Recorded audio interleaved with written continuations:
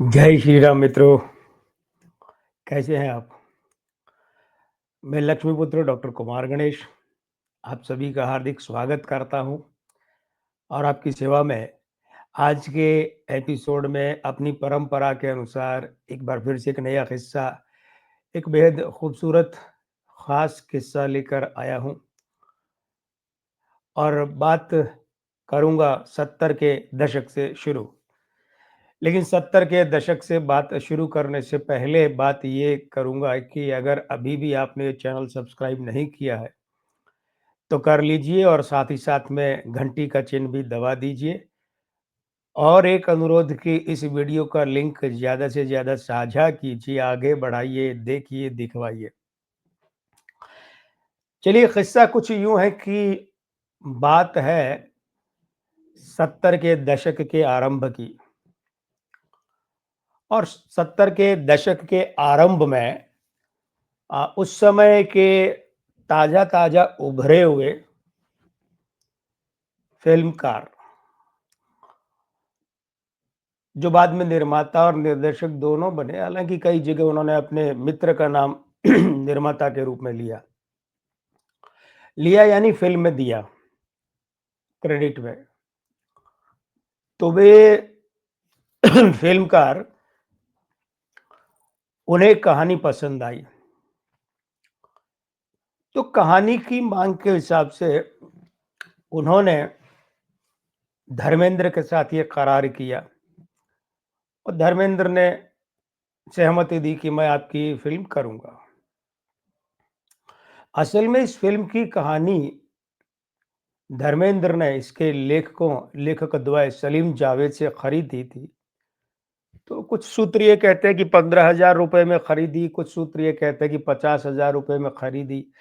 अब क्या होता है कि जब समय बीत जाता है ना, तो वो संबंधित लोग अपने-अपने हिसाब से सत्य बोलते हैं और कई बार वो सत्य उन तीनों, चारों, पाँचों लोगों का आपस में एक-दूसरे का विरोधी होता है। खैर, तो फ़िल्मकार ने धर्मेंद्र से कहा कि भई ठीक है, चलिए हम फ़िल्म करते हैं। तो धर्मेंद्र के हाथ में उस समय कई फ़िल्में थीं। कई फ़िल्में थीं तो धर्मेंद्र ने कहा कि भई थोड़ा ठहर जाते हैं। बाद में थोड़ा फ़ुर्सत मिलती है तब करते हैं आपकी फ़िल्म, आपके साथ फ़िल्म। फ़िल्मकार जो है उनकी पिछली फ़िल्म पिट गई थी और वो आन-बान फ़िल्म थी। अगर आप अभी भी फ़िल्मकार का नाम अंदाज़ा लगाना चाहें तो लगा सकते हैं। उनकी पिछली फ़िल्म आन-बान पिट गई थी और वो चाहते थे कि 6 महीने में इस कहानी की फ़िल्म बनाकर रिलीज़ कर दूँ। धर्मेंद्र इसके लिए तैयार नहीं थे और फ़िल्मकार ठहरने के लिए तैयार नहीं थे। बहुत परेशानी में आ गए फ़िल्मकार। एक बार फ़िल्मकार ने सोचा कि आर-पार की बात कर ली जाए। तो फ़िल्मकार धर्मेंद्र के यहाँ पहुँचे बड़े गुस्से में होकर और जाते ही चढ़ाई कर दी। तो फिर हुआ ये कि धर्मेंद्र ने सोचा भई संबंध खराब होंगे कहानी के पीछे। तो उन्होंने कहानी दे दी फ़िल्मकार को।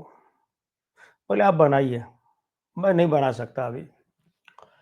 फ़िल्मकार वो कहानी ली और वो कहानी लिखकर सबसे पहले वो पहुँचे दिलीप कुमार के पास। तो दिलीप कुमार, दिलीप कुमार के नखरे बहुत हुआ करते थे। वो फ़िल्म में हद दर्जे की दखलंदाज़ी करते थे, हद दर्जे की। तो दिलीप कुमार, खैर दिलीप कुमार के हाथों कई प्रोड्यूसर बर्बाद भी हुए, बहुत सी फ़िल्में पिटी उनकी। तो दिलीप कुमार ने अपने हिसाब से कहानी में बदलाव करवाना चाहा, तो फ़िल्मकार ने मना कर दिया, बोले मैं नहीं करूँगा। खैर उसके बाद में फ़िल्मकार पहुँचे देव आनंद साहब के पास। देव आनंद साहब ने ये कहा कि भाई चलो ठीक है, फ़िल्म मैं कर लूँगा लेकिन मुझ पर 4-5 गाने होने चाहिए। मुझ पर 4-5 गाने होने का मतलब जिन गानों में मैं गाता भी हूँ, ऐसा नहीं मैं बैठा हूँ पीछे से गाना चल गया। फ़िल्मकार ने कहा भई कहानी में ऐसी गुंजाइश है ही नहीं, बोले नहीं है तो फिर नहीं करूँगा। उन्होंने मना कर दिया। उसके बाद में एक और सनकी कहे जाने वाले अभिनेता के पास वो फ़िल्म लेकर पहुँचे और वो अभिनेता थे राजकुमार। तो अब आगे जो राजकुमार ने कहा, वो पता नहीं किस नाते फ़िल्मकार ने भी दबा दिया बात को, राजकुमार ने भी दबा दिया। लेकिन राजकुमार ने कहा, बताते हैं कि जानी, तुम अपने बालों में ये जो चमेली का तेल लगाते हो, हमें ये बिल्कुल पसंद नहीं है। अब जब राजकुमार तो राजकुमार थे, अपने आप को राजा से कम नहीं समझते थे। अब बहुत बुरा लगा फ़िल्मकार को। बोले साहब ये कौन-सी वजह होएगी मना करने की, भई आपने बालों में चमेली का तेल लगाते हैं, अब हम नहीं करेंगे, ये तो कोई वजह नहीं है। फ़िल्म को फ़िल्म के हिसाब से लिया जाए, तो कल को मैं खुशबूदार तेल लगा के आ जाऊँ तो क्या मेरी सारी फ़िल्में कर लेंगे? खैर वो उनके मन में कुछ आया होगा, ये बात तो मेरी है कि ये तर्क देने को जी करना चाहिए था, तर्क देना चाहिए था, मगर ठीक है, बड़े लोगों का बड़प्पन ये होता है कि चुपचाप आ गए। उसके बाद बहुत इधर-उधर की बात हुई, आखिरकार उन्होंने एक नए लड़के को लिया। नहीं, वैसे तो नया नहीं कि उस लड़के की 13 फ़िल्म एक के बाद एक लाइन से लगकर फ्लॉप हो चुकी थी। लाइन से लगकर फ्लॉप होना, 13 फ़िल्में, एक भी नहीं चली। तो उस लड़के को नया कैसे कह सकते हैं जो 13 फ़िल्में कर चुका हो। फ्लॉप एक अलग बात है, लेकिन दे चुका हो ना, तो इंडस्ट्री में तो नया नहीं है, लेकिन नया इस मायने में कि वो तब तक कोई बड़ा नाम नहीं हुआ था उस लड़के का। चल रहा था कि आया है कोई, बस इतना ही है। उन्होंने उसे लिया, फ़िल्म बनानी शुरू की। चलिए रुक जाइए, बात कर ही लेते हैं कि वो लड़का कौन, वो फ़िल्मकार कौन? तो फ़िल्मकार थे प्रकाश मेहरा, जिनकी पहली फ़िल्म थी हसीना मान जाएगी। शशि कपूर, बबीता, शशि कपूर के साथ डबल रोल था और कल्याण जी, आनंद जी का संगीत था, गुलशन बावरा का गीत था एक और शायद बाकी गीत जो है वो प्रकाश मेहरा के खुद के लिखे हुए थे। तो हुआ यूँ कि वो फ़िल्म बन रही थी, लेकिन प्रकाश मेहरा के दिमाग में कहीं न कहीं वो बात थी कि चमेली का तेल लगाते हो इसलिए हम ये फ़िल्म नहीं करेंगे। तो फ़िल्म के गीतकार उनके मित्र गुलशन बावरा थे। प्रकाश मेहरा ने तो लिखे लेकिन गुलशन बावरा भी थे। तो बावरा जो है उनका चेहरा-मोहरा, शक्ल-सूरत और कद-काठी कुछ-कुछ राजकुमार जैसी, पूरी तो नहीं लेकिन दूर से थोड़ा-सा भरम होता है। तो प्रकाश मेहरा ने बची-खुची कसर पूरी कर दी और उन्होंने गुलशन बावरा, क्षमा कीजिए, गुलशन बावरा के बाल वगैरह के हिसाब की ऐसी सेटिंग करके और सड़क पर, चौराहे पर खड़ा करके हारमोनियम गले में डाल दिया और एक गाना फ़िल्माया।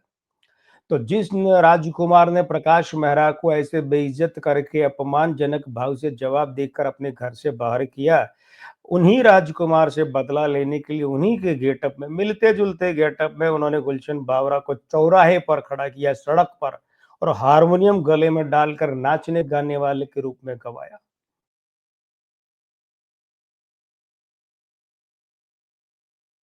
नज़र चाहिए, गाना सुपर हिट हुआ, रफ़ी साहब ने क्या गाया, क्या लता जी ने गाया।